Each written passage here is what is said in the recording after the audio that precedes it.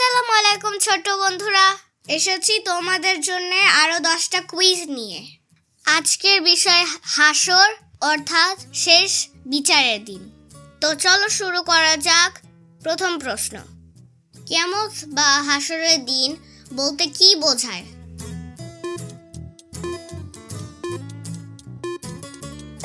শেষ বিচারের দিন। আরবিতে কিয়াম অর্থ দাঁড়িয়ে থাকা, এর জন্যই বিচারের দিনকে কিয়ামত বলা হয়। ওই দিন সবাই হাসরের মাঠে দাঁড়িয়ে থাকবে তাদের রবের সামনে।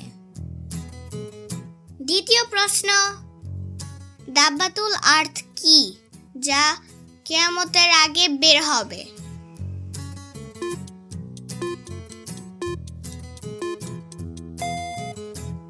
ভূমি থেকে বের হওয়া একটি জন্তু। সেই পশুটি মাটি ফুঁড়ে বের হবে এবং মানুষের সাথে কথা বলবে এবং সে কাফেরদের চিহ্নিত করবে। এমনটাই আল্লাহ বলেছেন সূরা আন-নামলের 82 নম্বর আয়াতে। পরের প্রশ্ন, ইয়াজুজ ও মাজুজ কি বা কারা?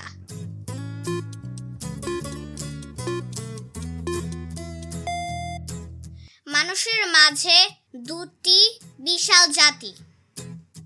তারা অত্যন্ত শক্তিশালী এবং আক্রমণাত্মক। তারা কিয়ামতের আগে বের হবে এবং তাণ্ডব চালাবে।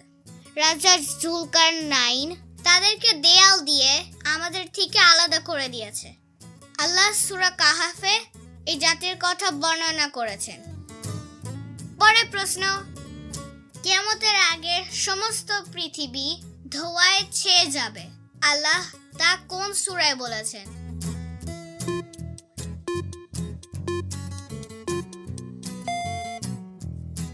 সূরা আদ-দুখানে।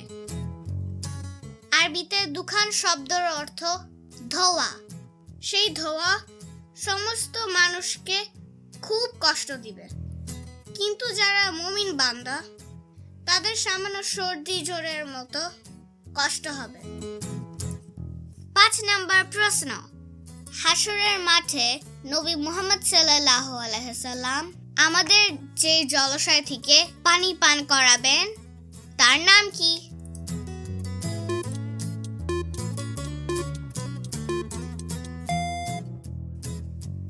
হাউজে কাউসার। হাদিসে আছে এর পানি দুধের চেয়েও সাদা, মধুর চেয়েও মিষ্টি। এই পানি পান করলে মুমিনরা আর কখনোই তৃষ্ণার্ত হবে না। পরের প্রশ্ন, বিচার শেষে মানুষকে আল্লাহ কি করবেন?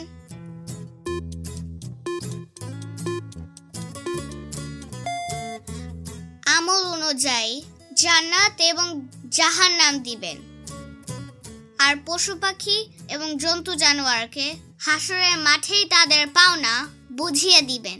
এছাড়াও জিন জাতির পরিণতি হবে মানুষের মতোই।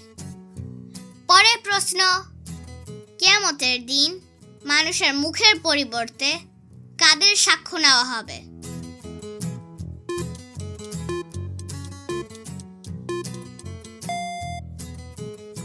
মানুষের হাত পা এবং অন্যান্য অঙ্গ প্রত্যঙ্গের। সূরা ইয়াসিনের 65 নম্বর আয়াতে আল্লাহ বলেন, আজ আমি তোমাদের মুখে মোহর মেরে দিব। তাদের হাত আমার সঙ্গে কথা বলবে, পা সাক্ষ্য দিবে ওদের সকল কৃতকর্মের। পরের প্রশ্ন, মৃত্যুর পর থেকে বিচার দিবসের আগ পর্যন্ত মানুষের নফস অর্থাৎ আত্মা কোথায় রাখা হবে?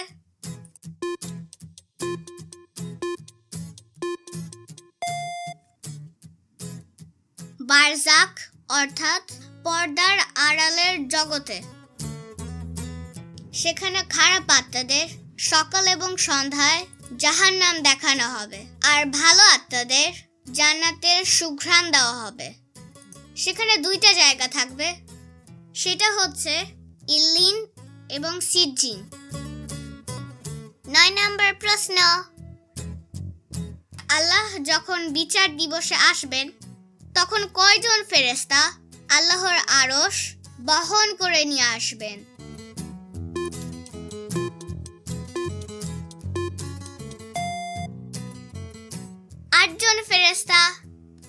আল্লাহ বলেছেন সূরা আল হক এর 17 নম্বর আয়াতে। শেষ প্রশ্ন। ইসরাফিল আলাইহিস সালাম বাঁশিতে ফু দেওয়ার সাথে সাথে মানুষ তার নতুন শরীর নিয়ে কোথা থেকে উঠবে?